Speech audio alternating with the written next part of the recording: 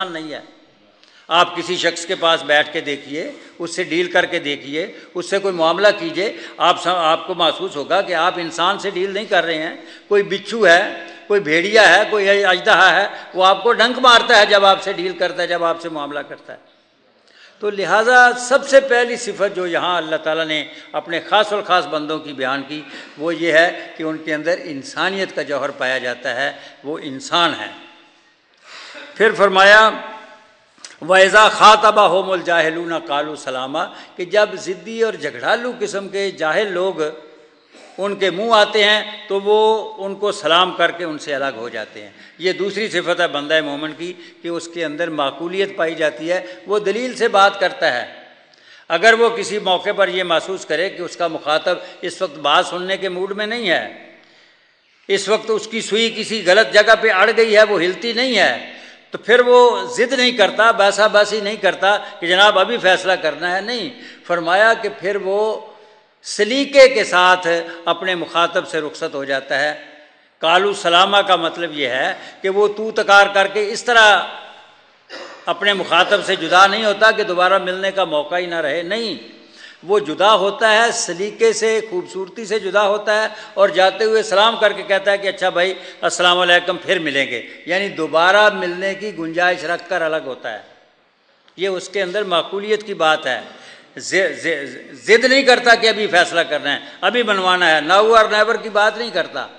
تو بندہ مومن کی دوسری صفت یہ ہے کہ اس کے اندر معقولیت پائی جاتی ہے۔ یہ دونوں صفات ہیں جن کا تعلق حقوق العباد سے ہے کہ بندہ مومن جو ہے العباد کا بڑا خیال کرتا ہے، اس کے اندر انسانوں سے ڈیل کرنا ہے، اس کے اندر انسانیت پائی جاتی ہے، انسانوں سے ڈیل کرنا ہے، اس کے اندر معقولیت بھی پائی جاتی ہے۔ آگے فرمایا والذین یبیتون لربہم سجدا وقیاما، اور یہ تو ان کے دن کا حال تھا، ان کی راتوں کا یہ حال ہے کہ وہ راتیں اپنے اللہ کے حضور سجدے میں اور قیام کی حالت میں گزارتے ہیں۔ وہ ان کے دن کی کیفیت تھی، یہ ان کے رات کی کیفیت ہے۔ رات کا ٹائم ایسا ٹائم ہے کہ جب مکمل سکوت ہوتا ہے، سناٹا ہوتا ہے، خاموشی ہوتی ہے، آدمی جو کام بھی کرنا چاہے اچھا یا برا، اس کے لیے بڑا موزوں ٹائم ہے، کوئی ڈسٹربنس نہیں، کوئی گیٹ پہ آ کر گھنٹی نہیں بجاتا، کوئی ٹیلی فون کال نہیں آتی۔ آپ نے اچھا کام کرنا ہو تب بھی بڑا مناسب ٹائم ہے، برا کام کرنا ہو تب بھی مناسب ٹائم ہے، کسی چور نے چوری کرنی ہو اس کے لیے بھی نقب زنی کے لیے مناسب ترین ٹائم ہے، کسی نے کوئی فسق و فجور رقص و سرود کی محفل سجانی ہو اس کے لیے بھی مناسب ٹائم ہے۔ اور سچی بات یہ ہے کہ نیند کا مزہ لینے کے لیے بھی رات کا پچھلا پہر جو ہے وہ بڑا مناسب وقت ہے۔ تو اللہ تعالیٰ یہ کہتا ہے کہ میرے جو خاص الخاص بندے ہیں وہ غلط کام میں پڑھنا تو کجا، وہ تو لمبی تان کر سوتے بھی نہیں ہیں۔ ان کا حال یہ ہے کہ وہ رات کو سوتے ہیں تو بیچ میں اٹھتے ہیں اور اللہ کے حضور بیٹھ کر اللہ سے جوت جگاتے ہیں،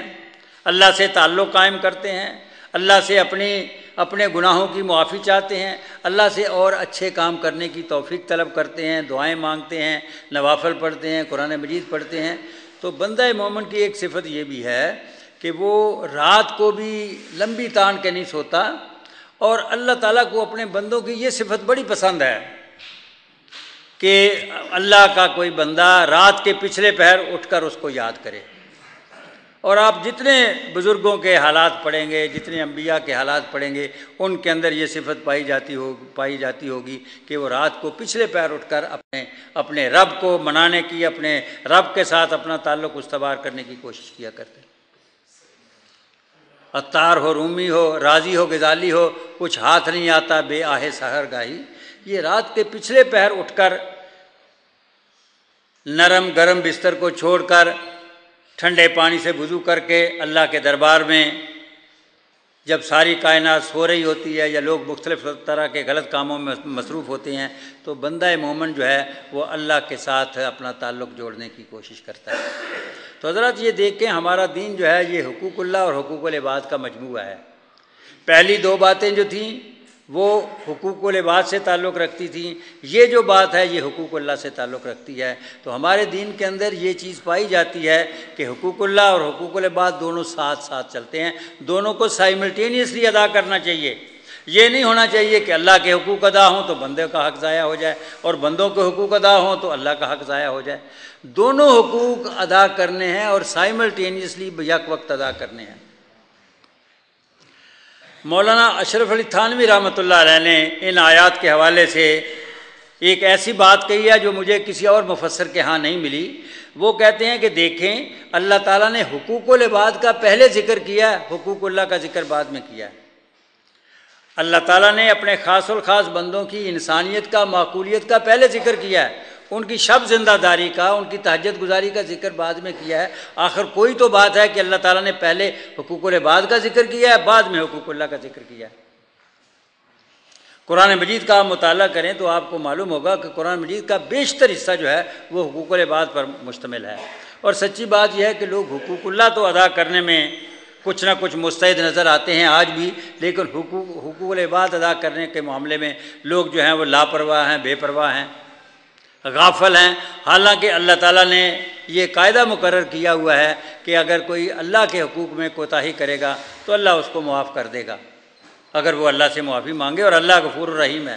لیکن بندے معاف کرنے کے معاملے میں بڑے کنجوس ہیں، بڑے بخیل ہیں، بندوں کا دل چھوٹا ہے۔ لیکن اللہ نے یہ پابندی رکھی ہے کہ جس بندے کے ساتھ کسی نے زیادتی کی ہے، کسی کی حق تلفی کی ہے، جب تک وہی مظلوم بندہ معاف نہیں کرے گا اللہ بھی معاف نہیں کرے گا۔